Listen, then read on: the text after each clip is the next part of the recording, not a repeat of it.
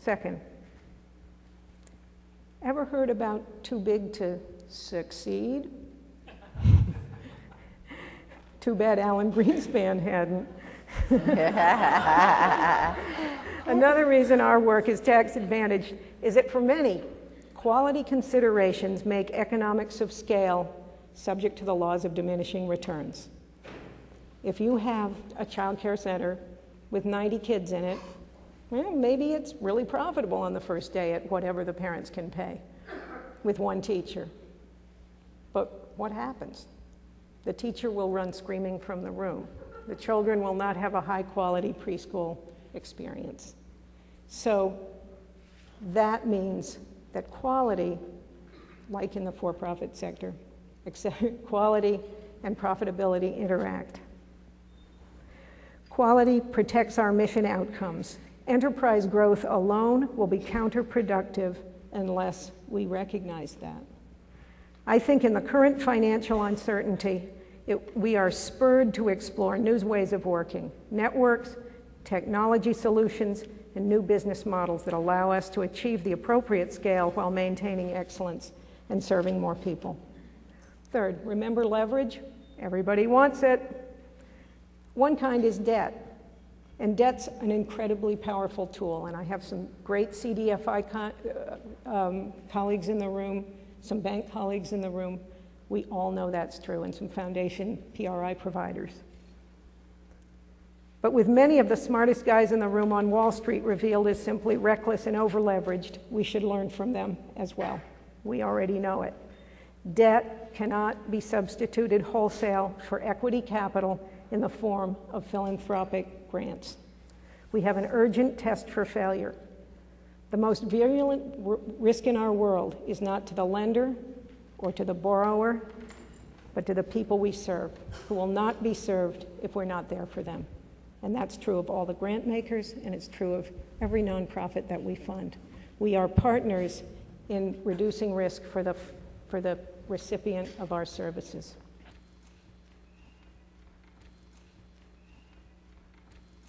Let's switch gears for a moment.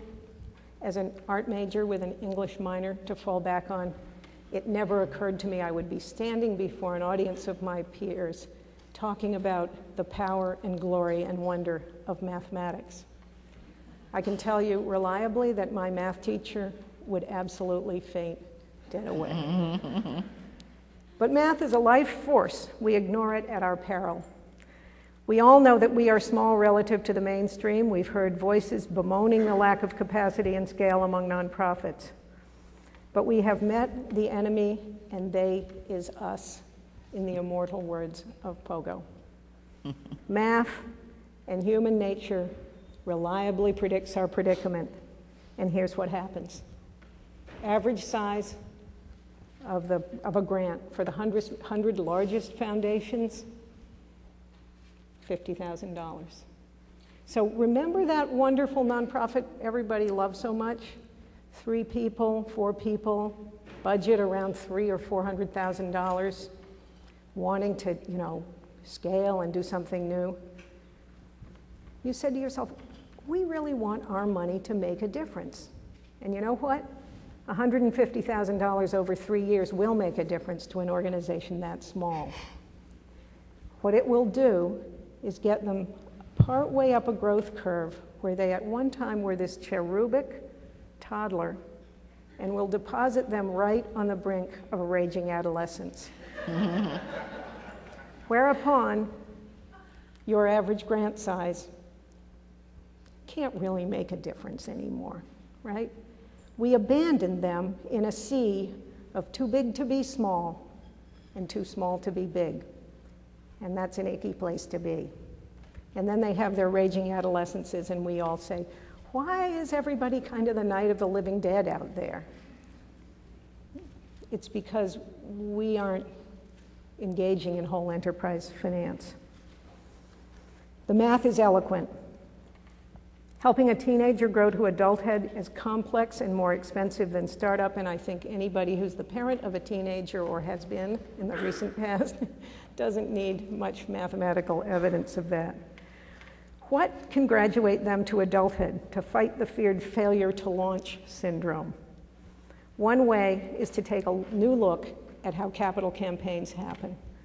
Capital campaigns can be not for a building or an endowment or one single piece of a capital structure, but for a sustainable, effective organization. So that brings me to the second point. It's on funder role, builder or buyer. One useful way to describe the role of a funder from an enterprise point of view is to divide it into builders or buyers, which my colleague George Overholser in his seminal working paper has done so beautifully, and now in his practice. Those of you who are interested in knowing more about this, I'm just going to scratch the surface, should go to his session, which is this afternoon, with Maria Blair and Ed Skloot. Maria Blair from Rockefeller Foundation and Ed Skloot from Duke University. But I'll tell you real quick the distinction and why it's important. Buyers provide reliable revenue to organizations to do what they're already doing. It could be tuition. It could be a grant. It could be a dinner dance. It could be bingo receipts. It could be all of the above. But it's for people who are buying services, current services, as Liz Keating put it in her great paper. Buy revenue is usually unrestricted. If they deliver, you'll keep buying. If you want them to do more, however, like double their output reliably, your grantee will need another kind of money, capital, build capital, in addition to the reliable buy revenue, or it will falter. You have to have both and. You can't decide not to be a buyer and become a builder without replacing yourself, or your organization will falter. And all of those wonderful foundation aspirations, scale, innovation, transformation, will never stick without it, without real capital. So that's what a builder is. Builders provide capital, not revenue, not real-time revenue. Forget about nonprofit accounting for now. So an organization can change something, get larger, use new technology system, respond to changing market conditions, merge, downsize, expand capacity. It allows managers to both expand capacity and build the revenue engine that will attract more buyers and therefore support the new cost structure. Here, enterprise math is severe. In the philanthropic world, everyone wants to be a buyer. A builder. It just sounds more important. We want to have an impact. We don't want to just pay them that's not what we're here for. We have to exit. But the majority of foundation grants are too small to get the favorite organization all the way up the growth curve. In this uncertain environment, some nonprofits will be called upon to grow quickly, others to downsize or change their business model.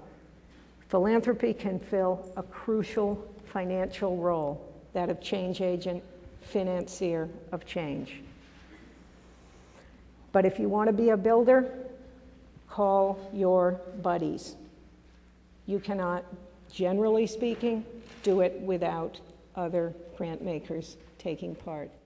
Syndication, participations, long used in the lending world, are very important in the capital world as well, and especially given our math. Okay.